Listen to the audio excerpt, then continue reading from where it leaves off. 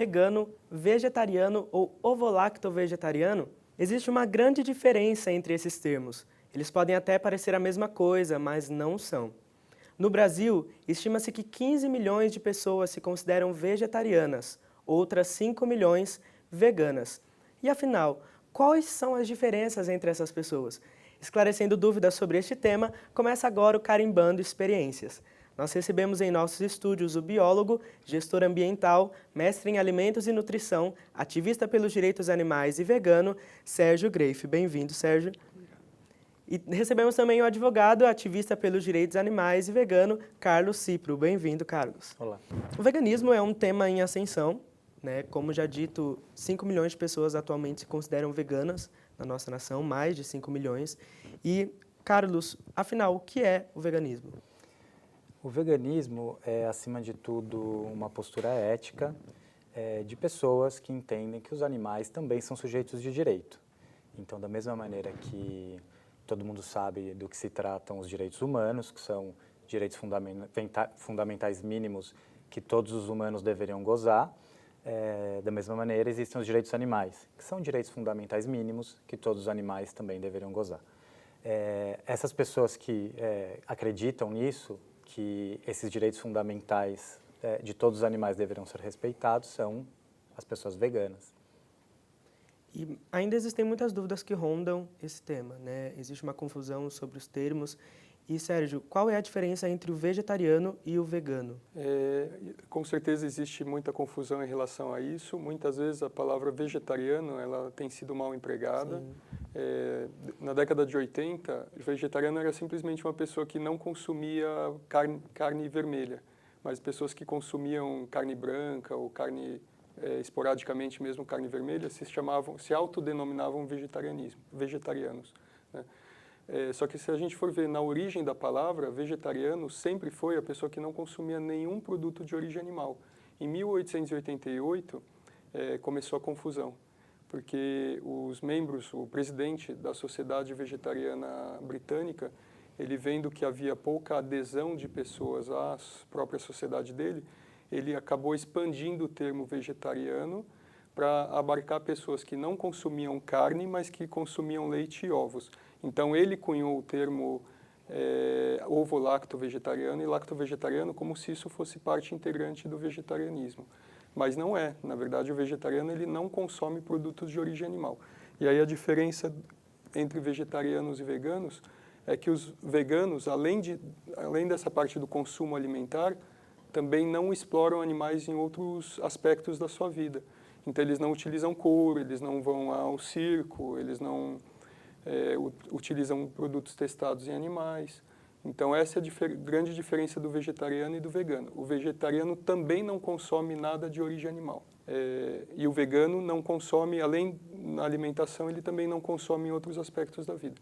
E aí tem essa outra turma, que são os ovo-lacto-vegetarianos e lacto-vegetarianos, que se eles estiverem transitando para uma dieta vegetariana, eles podem ser considerados semi-vegetarianos, que não é um termo científico, mas a gente entende que são pessoas que estão indo para o vegetarianismo. Ou elas podem estacionar nesse estado que eles estão, né? E aí eles não são vegetarianos de forma alguma, né? E as pessoas veganas, elas possuem um tipo de dieta muito específica. E quais são os benefícios dessa dieta para o organismo da pessoa? Isso, na verdade, a gente está se referindo ao hábito alimentar, Sim. né? E o hábito alimentar é o vegetariano. O que diferencia o vegano do vegetariano é que além práticas de são vida, outras práticas. Então não cabe a gente falar de dieta vegana, a gente fala de dieta vegetariana. Mas cabe esclarecer o que é dieta vegetariana para que não inclua nenhum produto de origem animal, né? Então, em termos de alimentação, vegetarianos e veganos são a mesma coisa. O que diferencia um e outro são os outros aspectos da sua vida e a própria filosofia, né?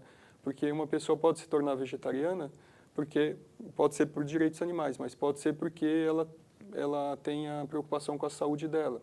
Então, ela vai fazer uma opção mais saudável. Pode ser que ela esteja preocupada com o meio ambiente, pode ser que sejam aspectos culturais, pode ser que seja a religião. Então, várias coisas podem levar uma pessoa a se tornar vegetariana. Mas para o veganismo, simplesmente é uma prática relacionada a direitos animais, né? Então, quando a gente fala em dieta, a gente está falando de vegetarianismo. Mesmo que todos os veganos são vegetarianos, mas nem todos os vegetarianos são veganos. E quais os benefícios dessa dieta vegetariana? A dieta vegetariana ela é associada a hábitos de vida mais saudáveis. Então, por ter uma menor quantidade de gorduras saturadas, por exemplo, ela incorre em menor risco da pessoa adquirir doenças degenerativas, né? Então, as doenças que mais matam o homem ocidental no século XX, no século XXI, são justamente essas doenças associadas a gorduras saturadas. Outro aspecto da dieta, a grande quantidade de proteína. A dieta vegetariana, ela está associada com a quantidade exata de proteína que o ser humano precisa. Entre 15% e 20% das calorias são consumidas em forma de proteína. Quando a gente consome mais proteínas do que isso, a gente acaba tendo problemas renais, problemas no fígado, até diabetes mellitus. Então, várias doenças que estão hoje associadas ao hábito de vida que a gente tem, ocidental, vamos dizer, são derivadas do nosso consumo de proteínas em excesso, gorduras saturadas em excesso, e, por outro lado, uma baixa ingestão de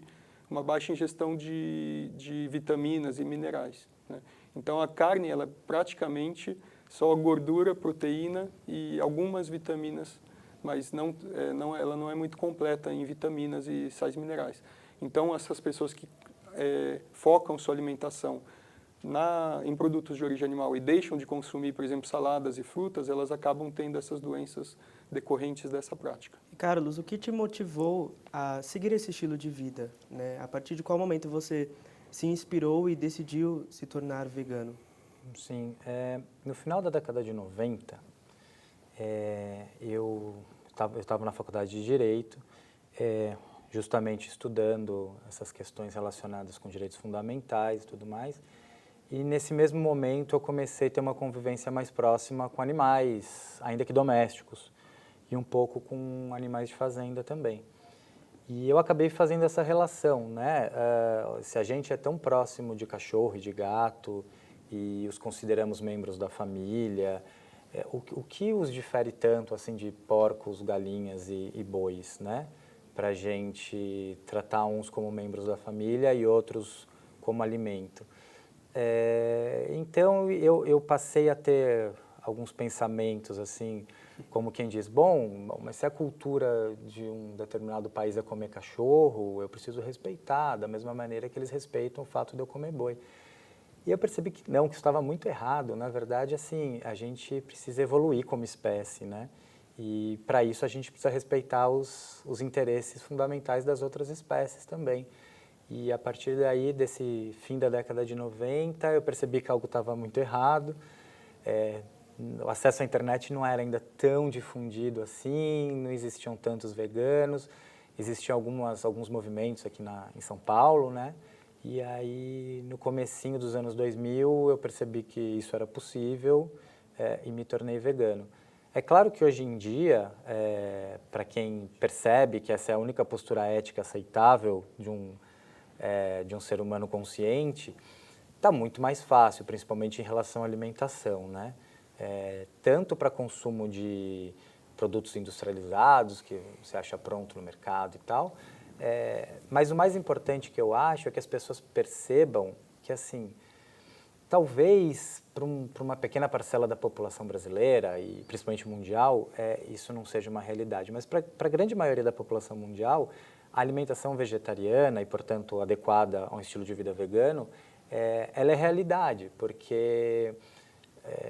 tirando alguns países bastante específicos, as pessoas praticamente não consomem carnes. E tão pouco outros produtos de origem animal. É quase que uma questão de elite mesmo isso, né? Se a gente pegar as grandes populações chinesas, indianas, indonésias, de vez em quando tem algum consumo desses produtos. O ser humano se alimenta basicamente de vegetais. Então, assim, a gente não precisa ir lá comprar a linguiça que imita carne super processada que está no mercado. Não, a gente se alimenta de arroz, feijão, farofa e alguns legumes e algumas folhas. As punks que estão sendo bastante descobertas e faladas agora, né? Que são aquelas plantas que a gente nem sabia que eram comestíveis, agora a gente está descobrindo que é. Plantas alimentícias não convencionais. Exato. E todas elas muito nutritivas e tudo mais. Então, assim, Hoje em dia, com essa era da informação que a gente vive, com tanta informação difundida, eu acho que assim, só come animais e desrespeita os interesses desses animais quem quer, né? Porque, na verdade, isso não é mais necessário. E você disse que isso se inicia lá no final da década de 90. Sim. E nesse momento, quais são as dificuldades que você enfrenta para se adequar, né, a esse estilo de vida? Sim, na verdade, assim, as pessoas costumam falar, mas qual que é a opção que você tem, como você substitui? Na verdade, o que eu acho é assim, a necessidade faz a gente evoluir, né? Então, assim, a partir do momento que você percebe que algo está errado e você tem consciência disso, você vai atrás de soluções. A partir do momento que você diz, não tem jeito, não tem como, você não vai. O Sérgio, inclusive, é uma pessoa bastante conhecida no ramo da experimentação animal, e muitos cientistas falam, mas vai fazer como se não experimentar animais? Você tem uma escolha ética para fazer, testar ou não testar. A partir do momento que a gente, como humanidade, escolher não testar, a gente vai atrás das soluções, né? Existem tantas pessoas, tantos cientistas brilhantes, não é possível que ninguém vai achar uma solução. E foi mais ou menos isso, assim, no meu mundinho foi mais ou menos isso que eu fiz. Eu falei, olha, eu não vou mais consumir produtos de origem animal, eu não vou mais usar couro, eu não vou mais a eventos que explorem animais.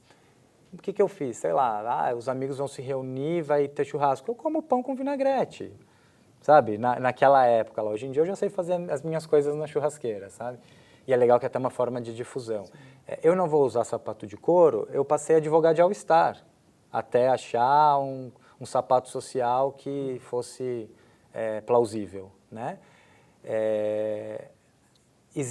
Hoje em dia essa dificuldade é bem menor. Assim, existia uma certa dificuldade no final da década de 90, mas uma dificuldade ínfima se você comparar com a dificuldade que um boi passa no matadouro, né? Então, assim, é uma comparação, um balanço de interesses. É o meu interesse de sentir um gosto bom, um gosto de carne, que algumas pessoas acham bons. É o meu interesse de sentir um gostinho bom por 15 segundos na minha boca, contra o interesse de um ser, um ser senciente, que quer continuar vivo, de ter a própria vida. Então, assim, se você coloca isso na balança, parece meio óbvio que vale mais, né? Então, eu enfrentei essas dificuldades que, quando você tem consciência de que é a coisa certa a se fazer, na verdade, se tornam ínfimas, né? Hoje em dia, na cidade de São Paulo, é muito fácil seguir uma dieta vegetariana e é muito fácil ser vegano. Inclusive porque tem 5 milhões de pessoas, como você disse, no Brasil. Você acha modelos para seguir e tal, não é uma coisa complicada. E no Brasil nós sofremos atualmente um déficit, um atraso intelectual em inúmeras áreas. E você, Sérgio, como pesquisador dessa área, você enxerga algum tipo de déficit nessa área de pesquisa? Certamente a gente, às vezes, experimenta até retrocessos, né? Mas certamente a gente sempre, em todas as áreas, no que diz respeito à ciência, a gente tem dificuldade, né? A tese que eu escrevi foi em 2001. Se eu não me engano, havia uma única tese em relação ao vegetarianismo no Brasil. E o livro que eu escrevi em 2000, que dizia respeito à experimentação animal e métodos substitutivos, eu escrevi um em 2000 e um foi publicado em 2003. São 2 livros. São os primeiros em relação a esse assunto no Brasil, né?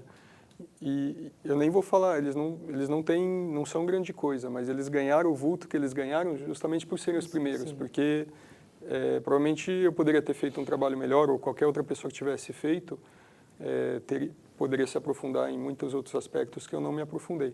Mas o caso é que, como havia uma ausência de material em relação ao assunto, então eles acabaram virando referência. Minha própria tese, né, foi muito pesquisada porque foi a segunda em relação ao assunto no Brasil. Então, isso mostra que a gente tem uma deficiência de interesse, talvez, do pesquisador em relação ao assunto. Muitas pessoas me procuraram depois disso, fazendo trabalhos em relação a esses vários aspectos que eu trabalhei durante a vida acadêmica, mas isso foi 10 anos depois da publicação desses primeiros trabalhos, né? Então, a gente tem um hiato aí de falta de interesse das pessoas, né? E a gente ainda está engatinhando, mas não é só nesse aspecto, né? Em vários outros aspectos, em vários outros ramos da ciência, a gente tem uma deficiência mesmo de interesse do pesquisador ou mesmo de fundos, de verbas para desenvolver trabalhos nessa área. E diante desse cenário de falta de interesse ou até mesmo desconhecimento, Carlos, qual é a importância das ONGs e do ativismo dentro Sim. desse cenário? Eu acho fundamental. Até pegando o gancho do que o Sérgio falou, a gente percebe que muitas dessas pesquisas e trabalhos são encomendados pela indústria, né? Então, assim, além da gente ter falta de ciência na nossa área, às vezes a gente tem ciência contrária, na verdade, encomendada pelos exploradores, né? Então, assim, tanto as ONGs quanto os ativistas independentes fazem um trabalho muito importante de levar a população tanto a possibilidade de desmascarar esses estudos que às vezes não são tão sérios assim, mas que estão assinados, então vamos lá, quanto uma tese que é bastante difundida no meio vegano e que de fato funciona é muito importante. Comunicação de massa é muito importante, mas a gente percebe que para o veganismo e para essa conscientização para os direitos animais é muito mais importante, dá muito mais resultado conversar com as pessoas na rua, conversar com os amigos numa reunião, conversar com um desconhecido no bar, e levar essas ideias de que os animais possuem interesses e que esses interesses são relevantes e que eles devem ser respeitados. Então, assim, as pessoas se organizarem para produzir material, para fomentar essas conversas, para colocar esse material na internet, para que as pessoas tenham um primeiro contato e busquem saber, é um trabalho fundamental. Na verdade, o trabalho é todo o trabalho, né? Até algumas questões governamentais que a gente tem conseguido, como a introdução de merendas vegetarianas que respeitam o veganismo, algumas questões de educação ambiental que tratam de veganismo. Tudo isso foi conseguido graças ao trabalho incessante tanto de ativistas quanto de ONGs, que na verdade as ONGs nada mais são do que ativistas organizados, fazendo esse trabalho para que chegue ao maior número possível de pessoas. No ano de 2013, o governo de São Paulo ele sancionou uma lei que proíbe o uso de animais em testes no estado de São Paulo, de testes em produtos cosméticos, em produtos de beleza. Mas o próprio governador, na época, Geraldo Alckmin, disse que ainda faltava muito para que essa lei alcançasse um âmbito nacional ou até mesmo outras leis fossem implantadas. Por que ainda falta tanto para que a legislação defenda integralmente os direitos da causa animal? Na verdade, por conta mais ou menos do que a gente já falou aqui, quando você fala em direitos, significa que existem deveres correlatos, né? Então, assim, se eu tenho o direito de não ser agredido, quer dizer que você tem o dever de não me agredir. Entendeu? O ponto é mais ou menos o seguinte: respeitar os interesses e os direitos dos animais significa diretamente contrariar os interesses de quem se considera dono desses animais, ou seja, os exploradores desses animais. A questão dos testes para cosméticos, a gente já chegou num nível de desenvolvimento social no mundo que a gente já sabe que é totalmente descabido, desnecessário, inútil e contraproducente, na verdade. O Sérgio pode falar disso melhor que eu, mas eu vou falar, que é mais ou menos o seguinte: não só é antiético, né?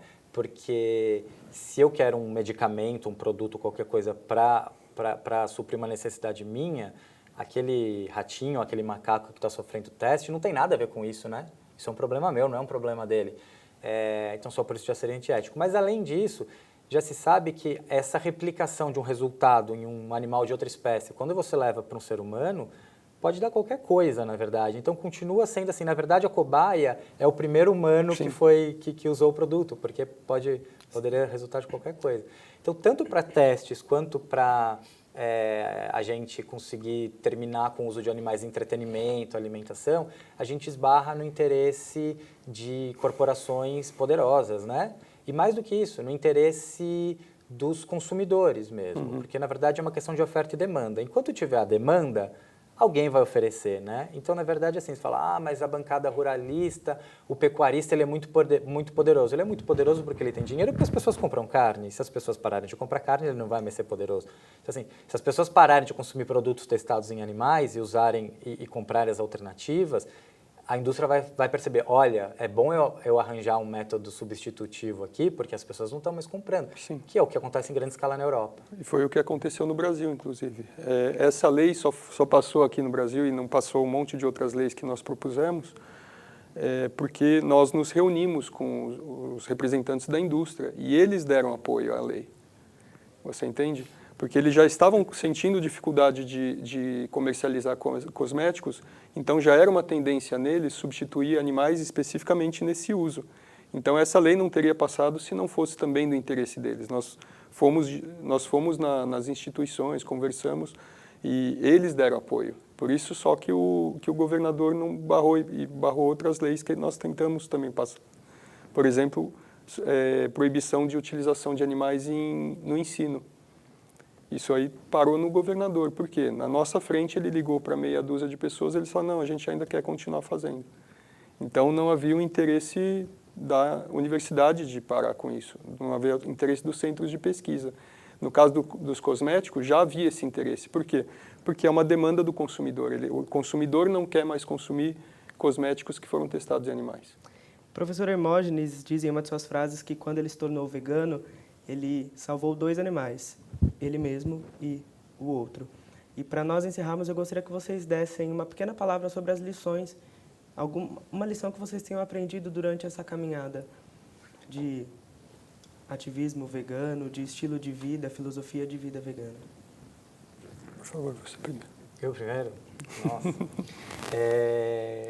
Não, na verdade, assim, eu mal me recordo de quando... Eu não sou vegano assim há tanto tempo, é só metade da minha vida, mas eu não consigo nem me recordar direito de quando eu não era vegano, porque, na verdade, é mais ou menos você viver com a tranquilidade de saber que você está sendo coerente com aquilo que você acredita. É mais uma... Pegando pela frase que você disse, é mais uma salvação intelectual e ética do que propriamente física ou de saúde, entendeu? É saber que você está fazendo a coisa certa.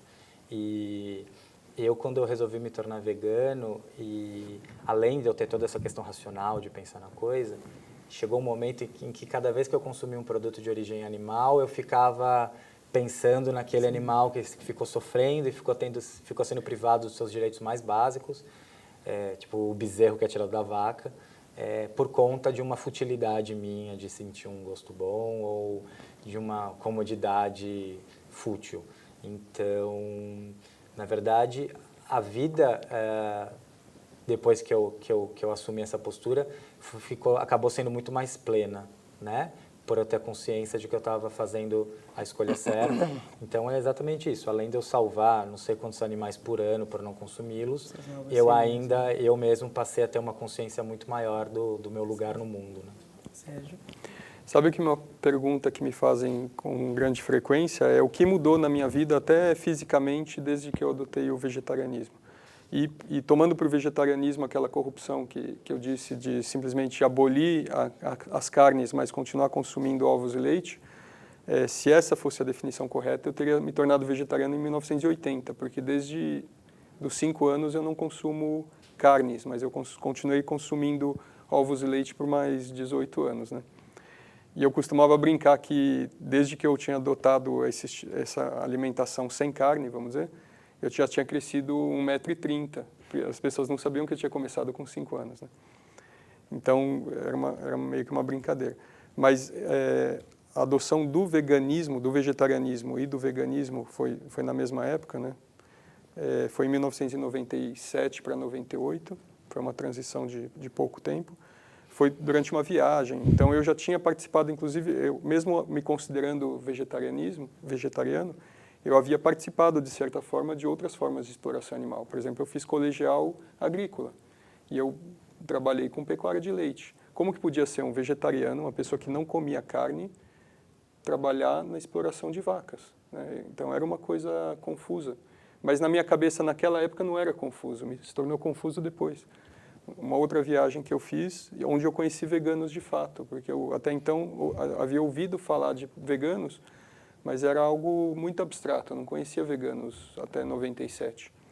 E quando eu conheci essas pessoas, eu fui tocado de uma outra forma. Eu falei, poxa, até agora, eu achando que eu estava protegendo animais, que eu era alguma coisa, enfim, diferenciada, né? E eu percebi que eu sou quase a mesma coisa que todo mundo, como se eu tivesse ido numa churrascaria a vida toda. Aí que eu fiz a mudança. E isso, assim, se eu fosse descrever tudo, eu levaria horas, né? Mas foi algo que me tocou assim, me deixou em choque, sabe? Quando eu percebi que eu participava da exploração animal. Então, depois que eu adotei efetivamente o veganismo, eu comecei a dormir mais profundamente. Porque aquela contradição que existia dentro de mim, de repente, foi embora. Porque como podia ser que eu, me considerando vegetariano, trabalhava com vacas, por exemplo? Isso em 90, 91. Como eu podia chegar em casa e ter aquele monte de animais que eu ajudava, cachorros, gatos, às vezes até coelho, porquinho da Índia. Eu olhava para aqueles animais, acariciava e achava que eu estava protegendo eles, quando eu, de alguma forma, participava da exploração deles. Então, essa contradição foi embora naquele dia que eu resolvi adotar o veganismo. Foi mesmo um alívio, né? Uma transformação pessoal, até, a gente poderia dizer até espiritual, se a gente for pensar desse ponto de vista, né? Então, pensar que eu deixei de fazer parte daquilo e era algo que me incomodava e eu nem percebia. É uma transformação, né, interna, né? Interna, com certeza. Então, nós agradecemos a presença de vocês. Muito obrigado por compartilharem as experiências, as críticas de vocês, né, a esse cenário brasileiro. E nós esperamos que vocês aí de casa, de alguma maneira, tenham aprendido algo, as dúvidas de vocês tenham sido esclarecidas. O programa Carimbando Experiências fica por aqui e até a próxima edição.